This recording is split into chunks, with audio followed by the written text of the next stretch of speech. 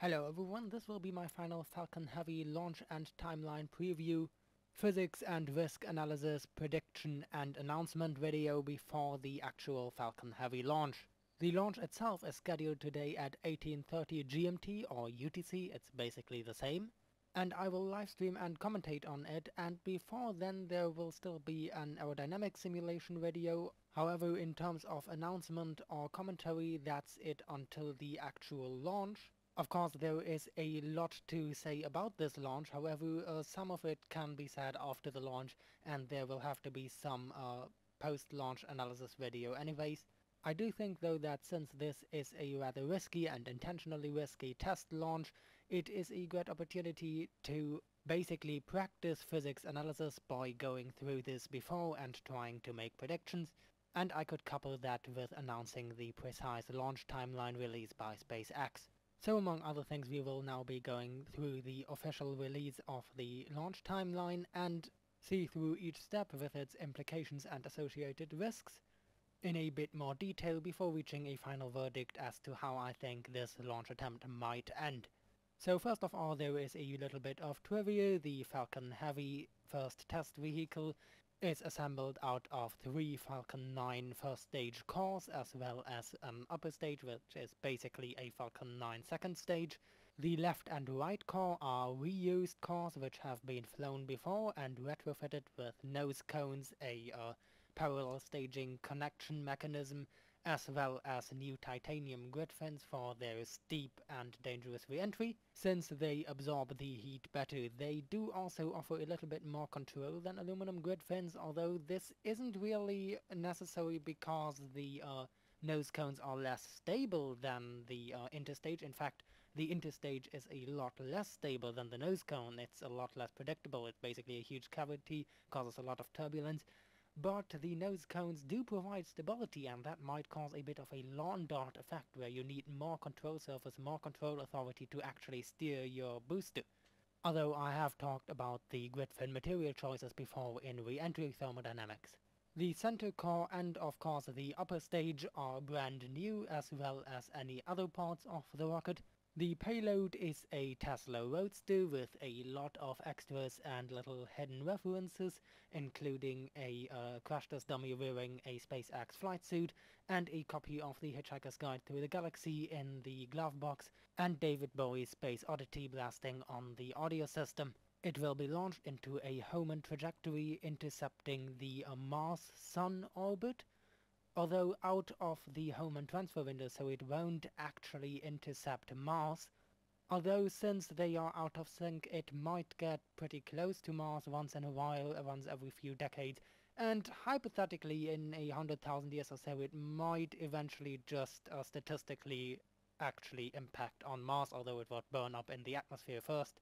The rocket will lift off from pad 39A at Cape Canaveral, which is the same launch pad that used to launch the shuttle missions and the Apollo missions, and in fact the Falcon Heavy is the most powerful rocket since the Space Shuttle, the most capable rocket since the Saturn V, and the most potentially reusable rocket ever. I mean, compared to the Falcon 9, since this uses and lands 3 first stages and then blasts off 1 second stage or upper stage into deep space. Percentually speaking, it is actually a greater percentage of the rocket that will be landed and potentially reused, although in this case it will just be recovered, than the usual Falcon 9, so it's quite a historic moment. At launch there will be 27 Merlin engines firing, obviously 9 for each core. However, they will not actually be ignited at the same time. The left and right booster will be ignited first, then 2 seconds later the center core, and then 3 seconds later the rocket will actually throttle up to liftoff. This is by many perceived as a risky part, however actually, while it is spectacular and exciting and important and probably very valuable to analyze later, it is not actually that risky. They have ground fired all 27 engines together before, and the 3 cores are actually a bit apart from each other. There's not much happening between the engines, and SpaceX has done more drastic changes to the engines themselves and to the configuration between the engines before within each core if you've paid attention to the overall history of the Falcon 9 before, you'll have seen that the arrangement of the engines on the bottom of the first stage has changed before, and quite a bit, and this is a lot more drastic than now just strapping 3 cores together. And while SpaceX has had a few failures before, none of these were actually due to these engine rearrangements, and they have ramped up their reliability quite a bit, even though they keep changing the engines, so I'm actually pretty confident that they'll manage that part. The real dangers start showing up 1 minute into the flight as the rocket goes through aerodynamic stresses and then passes through max Q and then into high supersonic speed, where aerodynamic interactions happen between the 3 cores, which is something new. Now, of course, parallel staged rockets have been built before, but this is the first time for SpaceX to parallel stage Falcon 9 based rockets. And that is always a little bit risky, because as I had explained in an earlier video, rockets are not usually built for great lateral stress, and so these aerodynamic shock waves hitting against the side of the rocket may be quite dangerous. And in one way or another, structural failures in the upper part of the first stage or the lower part of the second stage have been responsible for 2 out of 2 relatively recent Falcon 9 failures, although these are by now also quite a while ago. So this is actually the much more risky part in my view. The staging system itself is of course also a bit of a risk, as it hasn't been flown before, and there's really not a great way of testing a staging system before flight. So while there have been individual component tests, there hasn't been a real proper test of the staging system before, and while it is basically a grapple and release mechanism paired with a little push and small thrusters, so it's basically mechanical struts, nothing in spaceflight is ever truly easy. Now, these are relatively easy compared to rocket engines or fuel tanks or whatnot, but they are still complicated, they might still fail, and they haven't been properly tested before because, well, this is the test flight to test them. That's basically the main point of this flight. Of course, the nose cones themselves will also go through their first test, however the nose cones aren't really that complicated compared with the rocket's lower structure, and so that's much less of a risk. The actual parallel staging separation will happen 2.5 minutes into the flight at an altitude of about 70 kilometers, and will probably be the second most risky point of the mission after max Q. At this point, the staging mechanism has to work, which it most likely will, and of course a lot of unpredictable things could happen here, and the boosters might slam back into the core or not safely separate, or any other interaction during the separation might happen, which is a fairly complicated process from an entire flight dynamics perspective. Now, it does seem that most forces acting on the boosters would actually help in a safe separation, so unless something incredibly unpredictable happens, they should safely separate even if something goes slightly wrong. However, unpredictable things happen in spaceflights, so this might still be a point of failure. The aerodynamic stresses themselves have decreased a lot due to the altitude and the thinner air. However, speed has also increased, and so there are still some stresses, and with the staging itself and the angle at which the boosters will turn towards the center core, there will be new stresses around and much clearer formed shockwaves due to the high speed. So here again, aerodynamics is a risk. Also, the shockwave's actual impact on the center core basically moves downwards as the left and right booster gain distance from the core. The shockwave, which essentially forms a shockwave cone, moves downwards along the core, and that might cause some trouble since the core is much fitter for lasting through a relatively consistent load rather than a quickly changing one, and it moves over the point between the oxidizer and fuel tank, which is a point of failure in a previous Falcon 9 pad explosion. Now, we know that the boosters will actually cut off their engines before staging rather than just throttling them down, so there will be some load on the staging mechanism, but it also means that the boosters will quite quickly clear the center as they are essentially left behind by the accelerating center core. They then turn and boost back to Cape Canaveral to land at Landing Zone 1 and Landing Zone 2, the new landing pad at Cape Canaveral built for this Falcon Heavy specifically. And both boosters will do a return to launch site landing, which will be spectacular as they will do this almost simultaneously, and as we've learned before, the Falcon 9 first stage, when re-entering or reapproaching the landing site, does a triple sonic boom due to its geometry, not just a double sonic boom. And so with the two cores maybe offset a little bit, we will basically hear a six-fold sonic boom. Now landing both at once might be a little bit tricky due to tracking equipment, logistics and such, but actually it's not that difficult. It's not like the same people are literally piloting these cars like you would in Kerbal Space Program and have to switch between those cars. They just land automatically, they do that all on their own. Now you have two cars, you have two board computers, you have two navigation systems, you have two landings, no problem. The people basically watch and only interfere if something goes very, very wrong.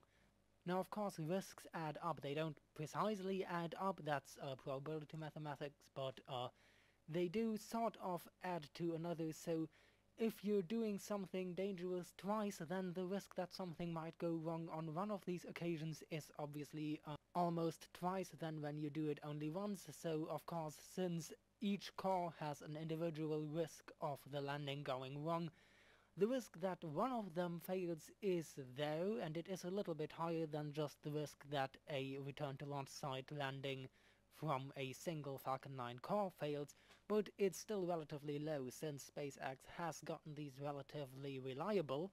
First stage landings have become quite common, and within the last year they have been mostly successful, and return to launch site landings completely successful, and that is with the ramped up rate of launches. So there's a really good chance this succeeds. It has been done quite a few times before, just not twice at once. The cores after this could of course hypothetically be flown again, but they're not really certified for this, and they will of course not be flown again. They'll just be examined to learn more about the Falcon Heavy and potentially improve the design, and then they will basically be put on display. Now the priority of goals may be a bit shifted here. This is a test flight, so the main priority here is of course to observe the rocket and learn, which has a very high success chance of course. Observing a rocket properly and in detail is surprisingly difficult, but it is still quite reliable. They know what they're doing. This part has a very high success chance.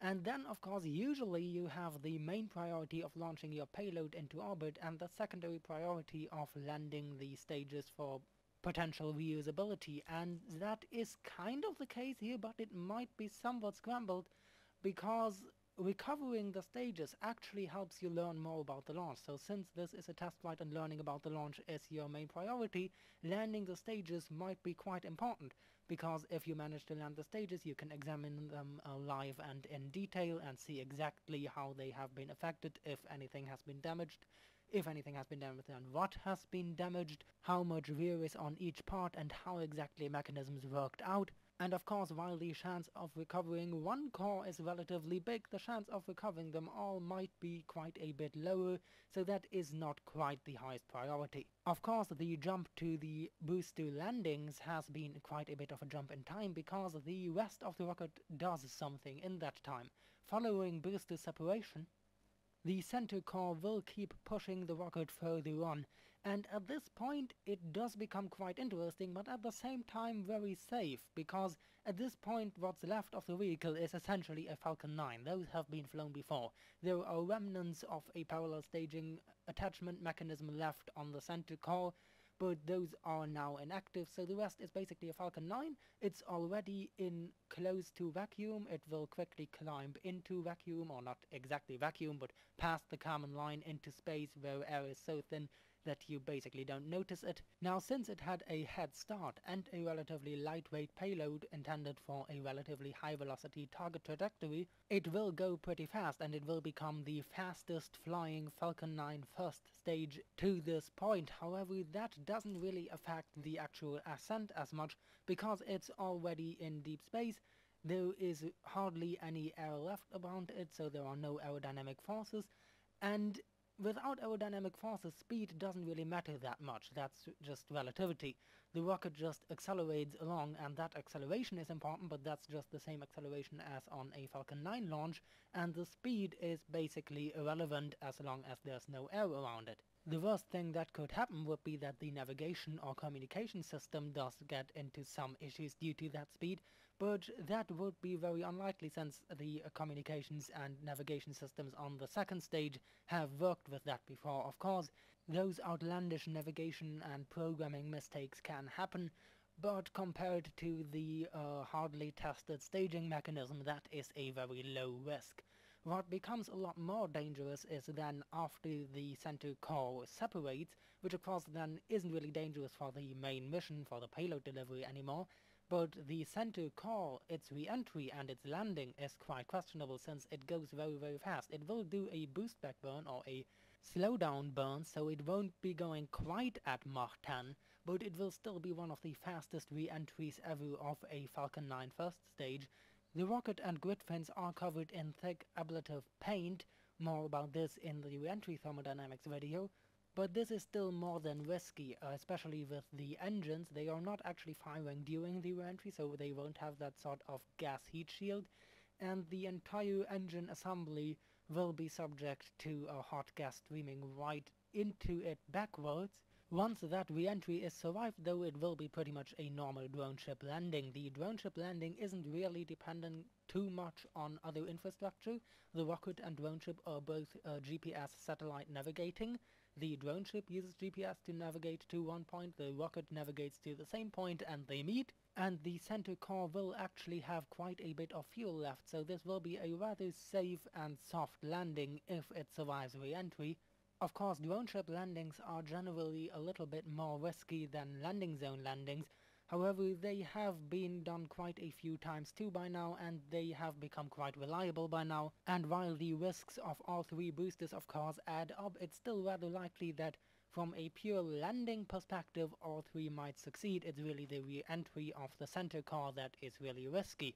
The center core by schedule touches down actually just 21 seconds after the left and right booster, and then the second stage or upper stage or third stage, depending on what way you look at it, will take the entire flight. It will insert into a low Earth orbit and then coast, waiting for the precise point where to burn in order to insert into a mass transfer orbit, which of course essentially has to be at the right angle of the sun, so the time zone that you're flying over essentially has to be at 10 p.m, since that's when you are at the right angle to the sun, so that when you burn to just beyond escape velocity now with the exact right speed, the Earth's gravity will slightly deflect your trajectory and you'll end up on a prograde trajectory relative to Earth in your sun orbit and so reach a Hohmann transfer orbit to Mars.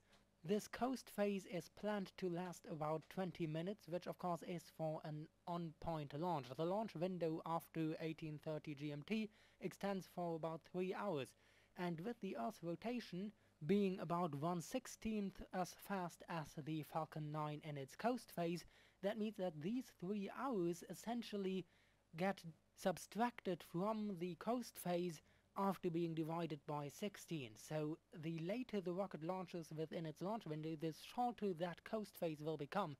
And if we divide these 3 hours by 16, we actually get just over 11 minutes, which together with the coast phase they need for navigation, means that if they wait any longer for the launch, the coast phase will be too short, and so the launch will have to be delayed. This is one limiting factor on the launch window. And the upper stage will now actually go into somewhat risky territory navigation-wise, as it will not only go faster than any first stage before, but faster than any SpaceX equipment before by going beyond escape velocity. Although it will not actually reach the common literature value for a mass transfer trajectory, since it is right now a rather efficient point to go onto a Hohmann transfer orbit. It's not an actual Hohmann transfer window, of course, so Mars won't be there when they get there. But in terms of fuel use, it's relatively efficient because it will meet the Mars-Sun orbit at its periapsis, so they need a lot less fuel than you would on average need to go to Mars. and the upper stage will only reach lower speed, so it will actually go just above escape velocity, just above these 11.3 kilometers per second, and actually if you round it, it will actually be 11.3 kilometers per second, so only marginally above escape velocity. And while speed isn't really a dangerous factor for a rocket in space, since there's no more aerodynamics around it and it's just acceleration, speed is just drifting along in freefall, the navigation might still get a little bit tricky, so the exact trajectory insertion might be another risky point, although this is of course no longer really a high priority goal. Now, I have said in my previous risk analysis video that I would give it a 70% chance of reaching orbit and a 50% chance of full landing and potential reusability. And back then I called that rather optimistic, but since then a few things have happened besides SpaceX just continuing its operation and improving its track record with a few successful launches and no failures.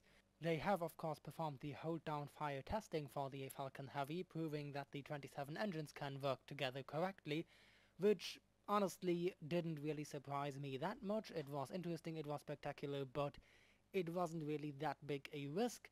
But what also happened was that they did an experimental water landing, or actually an experimental landing that just ended in water because they didn't provide a drone ship, of the Falcon 9 used to launch the GovSat mission.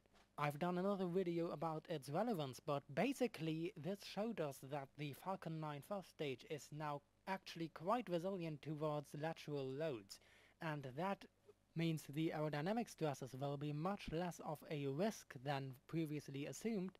And so, taking into account that it is a new rocket type and the staging mechanism is new, but it is basically a modified or combined version of previously used rockets, and SpaceX's high-risk attitude, I would give it something of an 85% chance that the Tesla reaches orbit, an 80% chance that it reaches its final target trajectory, and a 60 to 70% chance that all boosters will be landed successfully, with the most risky one being the Centaur one. Of course, it's always hard to tell exactly what will happen, you can always only give probabilities, and either way SpaceX will gain valuable data from this, so in a way it will always be a success. Now, just like my previous estimate, this is for the time for the information available a relatively optimistic estimate, but I like being optimistic in this case. I usually try to be more on the slightly safe side, but given that this is just a test launch and just a for fun prediction, I've stayed more on the realistic but slightly optimistic side. Now, what to look out for? When would the Falcon Heavy fail, if at all? Well, apart from a highly unlikely overall flight dynamics failure or infrastructure failure, a launch pad explosion is incredibly unlikely, and an early flight explosion as well. If at all, it would fail above 10 kilometers around max Q, or during staging above 70 kilometers. There was a bit of discussion around how the Tesla might affect that risk, but of course other rockets have also carried satellites, which of course also have their own technical components which are tricky. Now, some people have been talking about the possibility of a Tesla battery fire, which of course is incredibly unlikely compared to the risk of a rocket launch as such, especially under atmospheric pressure. Of course, at higher altitudes they did seal the battery for vacuum, but there might be something going wrong, but on the launch pad there's not much risk of that. Of course, if something else goes wrong leading to an explosion, it might catch fire too, but that is really a minor concern. Given its position and its composition, it would hardly act as a catalyzer or anything, and its size is simply so small compared to the Falcon Heavy that you'd hardly notice it at all. It's hard to overlook how huge the Falcon Heavy is. This thing is 70 meters in size and weighs 1,400 tons. Most of that is rocket fuel. If it really goes off, that will be 1,400 tons, or of course if some of that fuel is already spent, a little bit less, of lightweight, highly compressed fireworks, and less than 1 ton of Tesla battery, so that won't really affect anything. Spaceflight in general might be unpredictable, but this is pretty predictable. It's a bit like worrying about your phone battery catching fire when you're the target of an anti-armor air-to-ground bomb. Of course it might catch fire, but that is the least of your problems. The much bigger concern is of course that there is no towel on board, even though there is a copy of the Hitchhiker's Guide to the Galaxy in the glove box of the Tesla. Of course, at this point we still can't be sure if they have hidden anything more on the Tesla that they were going to tell us. We do have photos of the Tesla just before it gets packed into the fairing, before the vehicle is raised the final time before launch, so there's nothing big still on board that we don't know about, but there might still be something hidden in the glove box that we don't know about. So with that, I will say go for launch and go for launch hype. I give it an 80% success chance, with the most likely failure scenarios being the max Q shockwave damaging the Centaur, or the boosters drifting off badly during staging, getting scorched and exploding. With that, I'll end this last video before the Falcon Heavy launch. See you on the livecast. I'm open to answer any questions about spaceflight, the Falcon Heavy, or physics in general, and as always, thanks for watching.